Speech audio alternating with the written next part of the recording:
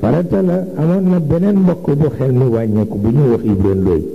ku gëm li mu nekkoon la te muy ndënd yile waaw ku gëmoon ndënd la moo daan yenul ndënd ku ñoo wax yuga faali mbeng ak taani bay walaay ndeysaan bu yenoon ndënd mi dafa diis ci moom bu jaaree ci buntu daara ji maa ngee jàng ma ne ko ma Ibra foo jëm mu ne tey farata dama am ndënd mi kat mooy farata comme yenn yi dama daan seetaani sabar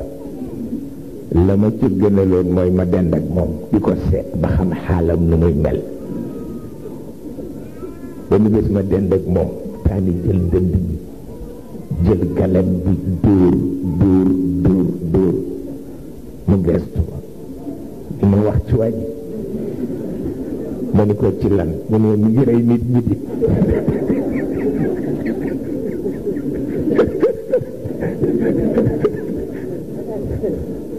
wallaay ndeysaan léeg-léeg mu fàkk suuf si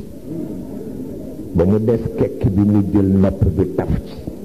di déglu ndënd gi nga dégloo bu mu yàgg bu jóg xool ma ni ma lay la